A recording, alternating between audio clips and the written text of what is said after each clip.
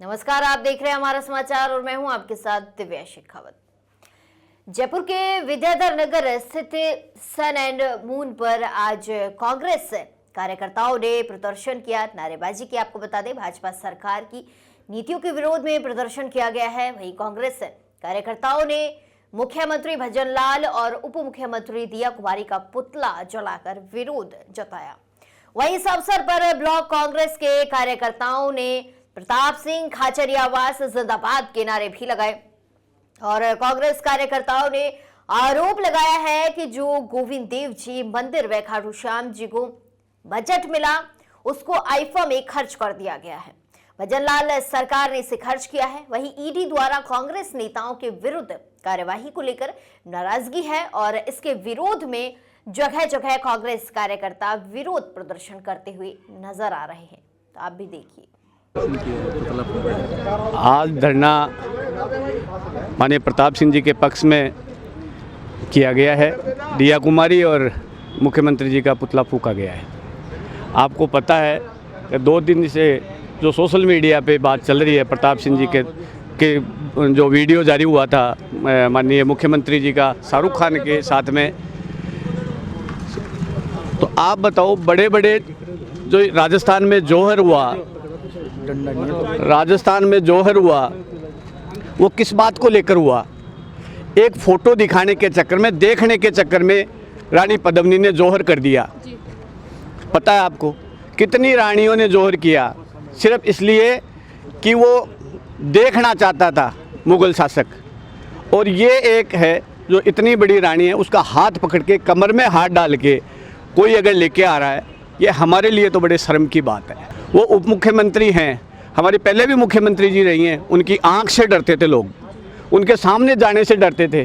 क्यों? ठीक है, राजनेता है तो राजनेता में अपन सबको साथ लेके चलने की कोशिश करते हैं। इसका मतलब ये नहीं है कि कोई भी अपना हाथ पकड़ के कमर में हाथ डाल के एक सामाजिक मर्यादा को हम सब उसको तार तार कर दें। क्या चाहती है बीजेपी? बीजेपी क्या चाहती है? बीजेपी तो प्रमोट कर ही रही है ना।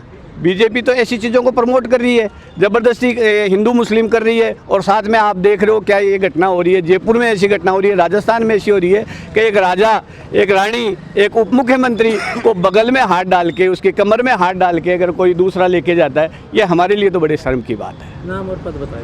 हिम्मत सिंह खाचरियावास, मंडल अध्यक्ष। प्रताप सिंह जी पर जो ईडी की कार्रवाई हुई है, ये देशतापूर्वक कार्रवाई है और ऐसी कार्रवाई करते हुए सरकारों को सोचना चाहिए किस लीडर पर कार्रवाई कर रहे हैं। प्रताप जी छात्र हितों में प्रताप जी ने लड़ाइयाँ लड़ी है, राजस्थान में जनहितैषी कार्य करवाए और राजस्थान के हर गरीब पिछड़ा की आवाज़ है प्रताप सिंह खाचरियावास। आप क्या चाहते हैं कि समझते हैं कि बीजेपी अपना आपा खो बैठी? ये तो साबित हो रहा है कि बीजेपी में पागलपन और बौखलाहट है। इसी वजह से ईडी को सामने कर देती है जब भी ऐसा मौका आता है, जब भी कोई राजनीति में थोड़ा सा बोलता है और ईडी की रेड बढ़वा देते हैं। मिलता कुछ नहीं है फिर इसको। नाम बताओ। नाम मेरा हेमेंद्र सिंह है और मैं जिला कांग्रेस में सचिव हूँ। पुतला दहन किया। आज का पुतला दहन हुआ, हमारी फाइनेंस मिनिस्टर दिया कुमारी जी हैं। दिया कुमारी जी का पुतला फूंका गया है, भजनलाल जी का पुतला फूंका गया है, सरकार का पुतला फूंका गया है। जो हमारी दिया कुमारी जी फाइनेंस मिनिस्टर हैं, इनको आईफा में 100 करोड़ तो सैंक्शन करने में 2 दिन लगे और जो कांग्रेस सरकार ने 100 करोड़ रुपए गोविंद देव जी के मंदिर के विकास के लिए दिए, उनको निरस्त करने में उनको 1 मिनट नहीं लगी। उनको, हमारी सबसे बड़ी लड़ाई यही है कि गोविंद देव जी के 100 करोड़ रुपए दो, जिससे आराध्य देव ठाकुर जी का विकास हो। तो गोविंद देव जी तो इनके अंडर में आते हैं। लेकिन आपको महसूस हो रहा है कि इनके अंडर में आने वाला काम कर रहे हैं? अगर इनके अंडर में आने वाला काम करते तो 100 की जगह 200 करोड़ का बजट करते। सरकार के द्वारा जो कांग्रेस सरकार ने बजट दिया था उसको ही इन्होंने पास नहीं किया, उसको ही खा गए, तो इनके अंडर में कहाँ से आ रहे हैं? भगवान के नाम पर राजनीति करते हैं, हिंदू मुस्लिम के नाम पर राज में आते हैं और जब जहाँ विकास का काम आता है उस समय पीछे हट जाते हैं। तो हमारा सबसे बड़ा विरोध यही है। और सबसे बड़ी शर्म की बात यह है कि आज आप अपने आप को बचाने के लिए, अपने इन भ्रष्ट कामों को बचाने के लिए, जो चोरी कर रहे हो उस चोरी को छिपाने के लिए प्रताप सिंह जैसे ईमानदार कद्दावर नेता के यहाँ ईडी के छापे पड़वा रहे हो। बीजेपी वालों को शर्म आनी चाहिए, डूब के मरना चाहिए इनको। ईडी तो खुद ही शर्मसार हो गई, कुछ मिला ही नहीं उसके बाद। शर्मसार तो आने के बाद में हुई है, ईमानदार नेता इसलिए शर्मसार हुई है। इन्होंने तो कोशिश की ना अपनी, इन्होंने कोई कसर थोड़ी छोड़ी है कि अगर बीजेपी सरकार अपनी तरफ से कोई कसर छोड़ती, जब मानते, वो तो नेता ईमानदार है, कोई कुछ नहीं है, ईमानदारी से रहता है, दमंग नेता है। एक दमंग नेता को खत्म करने की आप साजिश कर रहे हो, तो कांग्रेस का पूरा परिवार, राजस्थान का आम जनता उस नेता के साथ खड़ी हुई है और उस नेता को और मजबूती से ऊपर लेके जाएगी। नाम हरेंद्र पाल सिंह जादौन, ब्लॉक अध्यक्ष हूँ, झोटवाड़ा का, विद्याधर नगर विधानसभा से। देखिए, आज हमने विद्याधर नगर ब्लॉक के अंदर हमारे अध्यक्ष जी के नेतृत्व में धरना दिया है, और उस धरने का मुख्य कारण जो प्रताप सिंह जी ने बोला, केवल आईफा में जो 100 करोड़ रुपए, जो गोविंद देव जी के नाम के 100 करोड़ रुपए प्रदेश की कांग्रेस सरकार ने पास किए थे। आप जब बीजेपी सरकार बोलती है हम मंदिर बनाएंगे, जीर्णोद्धार करेंगे, आप तो मंदिर के ही पैसे खा गए। आपने वो 100 करोड़ उठा के नाच गाने के लिए आईफा को दे दिए, और फिर उस आईफा के अंदर जो वीडियो वायरल हो रहे, आपको 3 दिन पहले वो अच्छे लग रहे थे। आज जब प्रताप सिंह जी ने एक छोटा सा एक मर्यादा पे एक बात बोल दी, वो आपको बुरा लग रहा है। क्यों? और आप ऐसे सोचते हो कि ईडी का छापा पटका अगर प्रताप सिंह डर जाएगा। प्रताप सिंह बब्बर शेर है, ना प्रताप सिंह किसी से डरा है और ना डरेगा। और जब मोदी डरता है तो वो ईडी को आगे करता है। जो बीजेपी के अंदर लोग हैं और जो कांग्रेस में लोग हैं, जो कांग्रेसी लोग बीजेपी में जाके वॉशिंग मशीन से धुल जाते हैं, वो तो साफ पाक हो जाते हैं। उनको बीजेपी है ना, क्या बोलते हैं, गंगा जल से धो के, और उनके घोटाले सारे बंद हो जाते हैं। इनका सबसे बड़ा मुद्दा है कि कांग्रेसियों को बीजेपी में लाओ डरा कर, लेकिन प्रताप सिंह डरेगा नहीं और झुकेगा नहीं। राइजिंग का इन्वेस्टमेंट कितना हुआ है? राइजिंग का इन्वेस्टमेंट तो बता ही नहीं सकते, उसकी कोई सीमा थी क्या? कितना करोड़ रुपए आया, बहुत, और उसका कितना वेस्टेज हुआ? 7.5 लाख रुपए का एक पास था। आप बताइए, अब उसका आप क्या अंदाजा लगा सकते हो कितना पैसा आया? भरमार पैसे की, मैं तो ये बोलता हूँ वेस्टेज पैसा हुआ है, जो किसी काम के नहीं है। ऐसा पैसा जनता के काम में लगना चाहिए। 100 करोड़ रुपए हमारे भगवान ठाकुर जी महाराज, जो आराध्य देव है गोविंद देव जी, उनके लगना चाहिए, खाटू श्याम जी के लगना चाहिए। और नहीं लगे तो छोटे छोटे खूब मंदिर है जो बीजेपी डफोसले करते हैं, उन मंदिरों में लगा दो। कहाँ दिक्कत आ रही है? बीजेपी को, प्रेजेंट बीजेपी सरकार को कितने नंबर देंगे? बीजेपी सरकार में तो 0 है, और बीजेपी सरकार तो 0 ही थी। इन्होंने तो केवल हिंदू, मुस्लिम, सिख, ईसाई, इनकी लड़ाई है। आप एक बात बताइए, क्या एक हिंदू, एक मुसलमान, एक सिख, एक ईसाई राष्ट्र का निर्माण कर सकता है क्या? अपनी कुर्सी के 4 पाए होते हैं, और अगर 4 पाए नहीं है, एक भी टूट गया तो बैठ जाएंगे क्या? नहीं बैठ सकते। इसलिए राष्ट्र का निर्माण सभी जातियों को मिलाकर होता है, एक जाति से नहीं होता। मेरा नाम सुमित शर्मा है, मैं विद्यानगर का कांग्रेस कार्यकर्ता हूँ। देखिए, आज जयपुर शहर जिला युवक कांग्रेस के द्वारा सन एंड मून चौराहे के ऊपर एक प्रदर्शन किया गया है। पिछले दिनों आईफा का जयपुर में कार्यक्रम हुआ, उस कार्यक्रम में सरकार ने 100 करोड़ रुपए खर्च किए, जबकि हमारी जो सरकार थी कांग्रेस सरकार, उसने 100 करोड़ रुपए गोविंद देव जी के मंदिर के विकास के लिए और 120 करोड़ रुपए खाटू श्याम जी के लिए अलॉट किए थे। सरकार वो पैसा तो जारी नहीं कर रही है, और आईफा के ऊपर 100 करोड़ रुपए की फाइल ऐसे चली जैसे कोई जापान की बुलेट ट्रेन चल रही हो, और मिनटों में 100 करोड़ रुपए का सत्यानाश कर दिया प्रताप सिंह जी खाचरियावास ने। जब वो आईफा के अंदर एक तरफ तो ये मुसलमानों का विरोध करते हैं, और सलमान खान जब आया और उसने दिया, शाहरुख खान जब आया और उसने आईफा के अंदर दिया कुमारी जी, जो राजस्थान की उप मुख्यमंत्री भी हैं और राजपूत परिवार से है, जयपुर राजघराने से है, उनके बगल में हाथ देके जब वो स्टेज पे चल रहे हैं, उसके ऊपर प्रताप सिंह जी ने इतना कहा कि महिला को गरिमा का ध्यान रखना चाहिए। और आज सनातन की बात करने वाले और विरोध करने वाले आज कहाँ चले गए? आज क्यों नहीं बोल रहे हैं? प्रताप सिंह जी ने कोई गलत नहीं कहा। प्रताप सिंह जी ने यही तो कहा था कि जो महिला हैं, जो सम्मानजनक है, उनका मर्यादा खुद को ध्यान रखना चाहिए। इस तरह से सार्वजनिक रूप से मंच के ऊपर बगल में हाथ देके शाहरुख खान लेके जा रहा है मंच के ऊपर, ये उचित नहीं है। उन्होंने यही कहा, लेकिन उसके ऊपर बीजेपी को इतनी मिर्चें क्यों लगी? और ये तो इतिहास है, इतिहास को झुठा नहीं सकते। महाराणा प्रताप के खिलाफ राजा मान सिंह जो थे जयपुर के, उन्होंने अकबर का साथ दिया। हल्दी घाटी युद्ध में हजारों राजपूतों के खिलाफ पीठ में छुरा भोंका। ये उस परिवार के लोग हैं।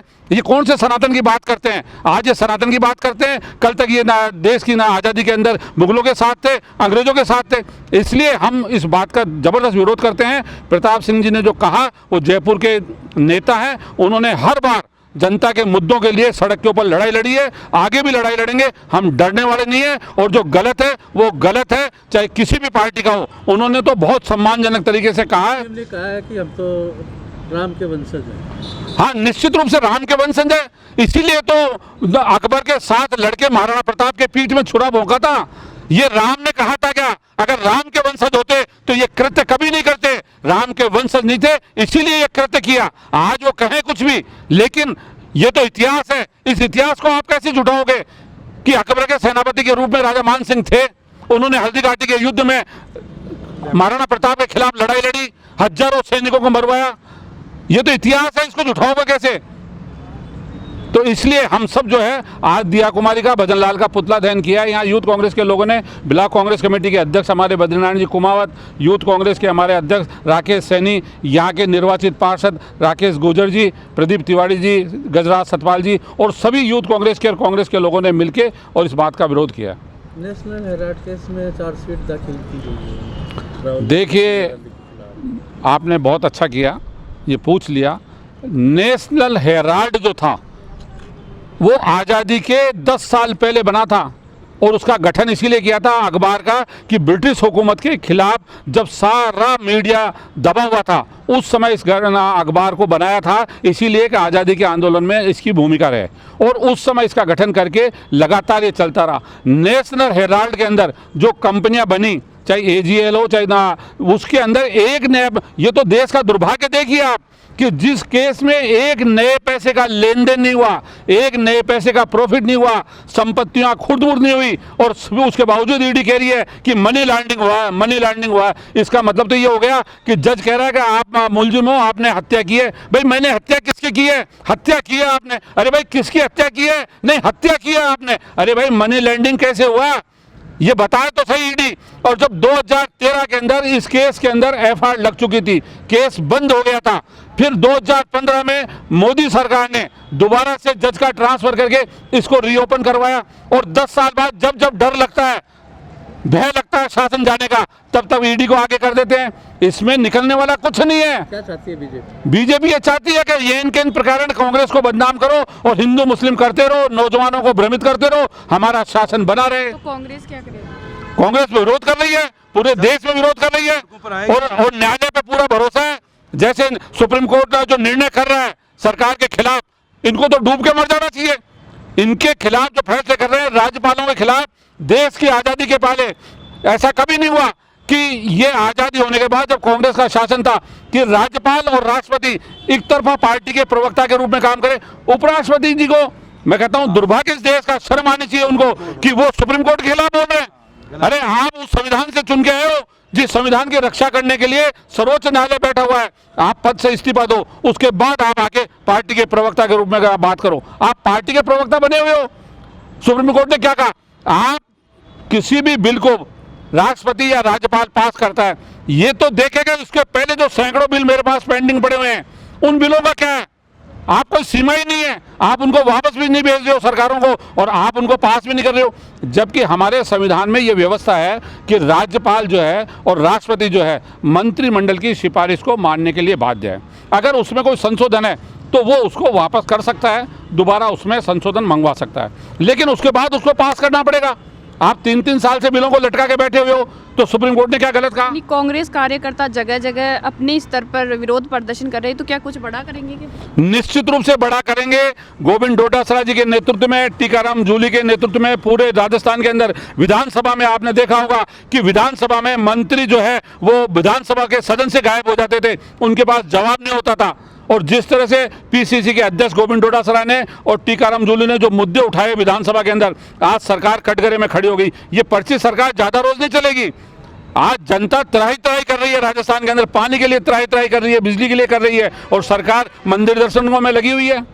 ये सरकारें जनता की चुनी हुई है। जनता ने जिस विश्वास के साथ बहुमत दिया, आपको जनता के काम करने चाहिए।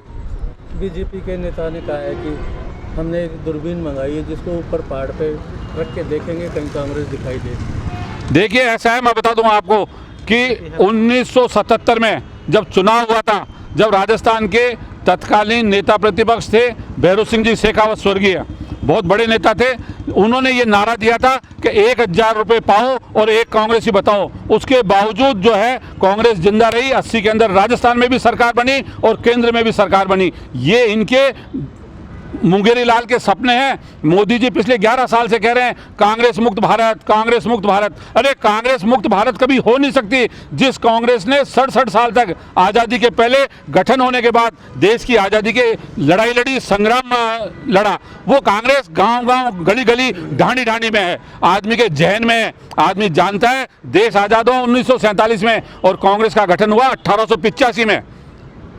47 और 15 62 साल तक कांग्रेस ने लड़ाई लड़ी जब देश आज़ाद हुआ है। आज जो शासन में बैठे हुए हैं ये तो मुखबिर थे ब्रिटिश हुकूमत के। सैकड़ों ऐसे पत्र हैं जो इन्होंने माफीनामा लिखा ब्रिटिश हुकूमत से, ये कहा कि हम अब आगे आपके खिलाफ नहीं बोलेंगे, हमें माफ़ कर दो, जेलों से मुक्त हुए। ये तो इतिहास है, इस इतिहास को कैसे झुठाओगे आप? बीजेपी बार बार में ईडी को आगे कर देती है किसी के ऊपर भी तर्स निकालने के लिए।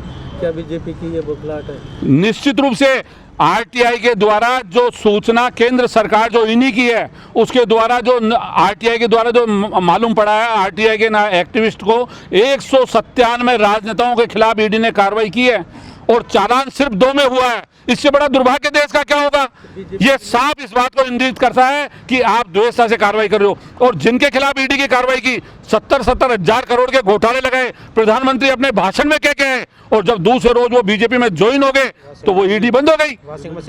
तो ये क्या है? ये नहीं है क्या जो भ्रष्टाचार? लेकिन ईडी आज तक पिछले 11 साल में बीजेपी ने एक बीजेपी के नेता के खिलाफ ईडी की कार्रवाई नहीं की, सीबीआई की कार्रवाई नहीं की। क्यों? और जबकि मीडिया उजागर कर रहा है, सोशल मीडिया तो खैर बिका हुआ है, आप जैसे सोशल मीडिया के जो लोग हैं वो उजागर कर रहे हैं। अभी भी आया मध्य प्रदेश के अंदर बीजेपी नेता के यहाँ सैकड़ों करोड़ रुपए की संपत्ति और टनों के हिसाब से सोना मिला है, लेकिन वहाँ कोई कार्रवाई नहीं होगी। गुजरात एयरपोर्ट के ऊपर 3000 किलो ड्रग्स बरामद होती है, लेकिन उसकी कोई जांच नहीं होती है। तो ये जो पक्षपात है और जिस तरह से ये शासन चल रहा है, ये शासन ज़्यादा समय नहीं चलेगा। जनता बहुत देख चुकी है। धीरे धीरे सब अंत होगा। अति का अंत होता है, अति पे आ गई अब सरकार। तो इसलिए क्या नाम आपका? मेरा नाम गिरिराज गर्ग है। मैं प्रदेश कांग्रेस कमेटी का पूर्व महासचिव हूँ। विद्याधर नगर विधानसभा क्षेत्र में रहता हूँ और पार्टी का पिछले 45 साल से काम कर रहा हूँ।